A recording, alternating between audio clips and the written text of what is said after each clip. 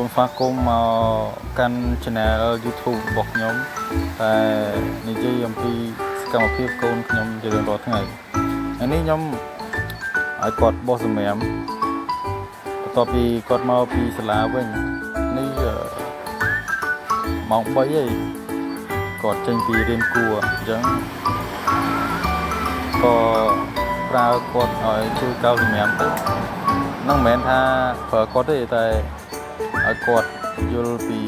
ការងារតិចតួចអញ្ចឹងណាហើយមើល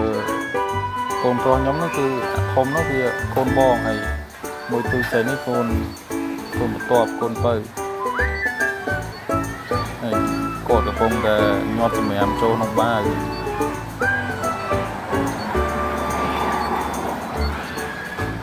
ហើយកូនស្រីហ្នឹងដើរបោះសម្រាម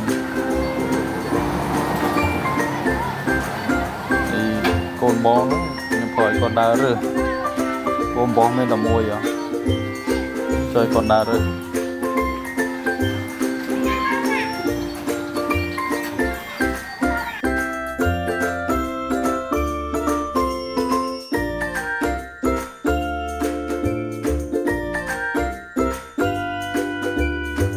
ហើយកន្លែងនេះមិនដើររើសអេតចាយទេបាទគ្រាន់តែគាត់ដើររើសសម្រាមទេកុំយកច្រឡំបងប្អូនអានេះពួកអង្គុយរើសឲ្យបាទជិតប្រើគាត់ទៅឲ្យគាត់ជួយការងារយើងខ្លះចឹងណាកូនបើទៅកំពុងប្រាប់បងថាមកយកបើមកដាក់សម្រាម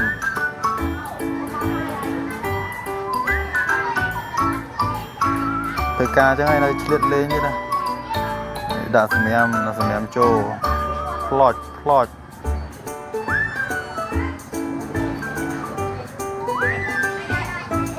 ទៀតណាខ្លាចអត់អស់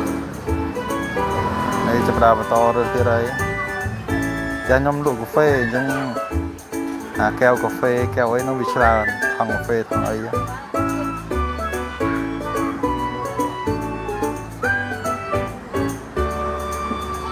មើលចំណាប់កូនស្រីណា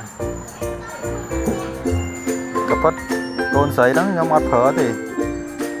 ខ្ញុំឃើញគាត់បោះក៏ទាញទូរស័ព្ទថតគាត់លេងទៅ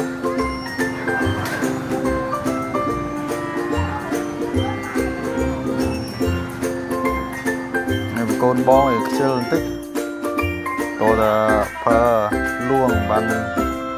គាត់រើសហ្នឹងព្រោះនិយាយបញ្ចុះបញ្ចូលគាត់ហ្នឹង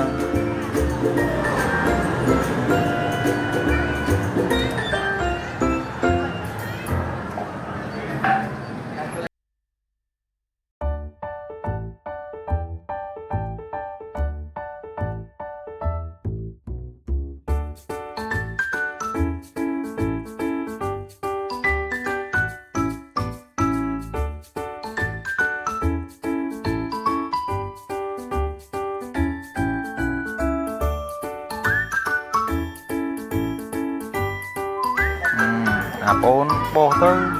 ហើយអាបងហែកមាត់ដាក់សម្រាម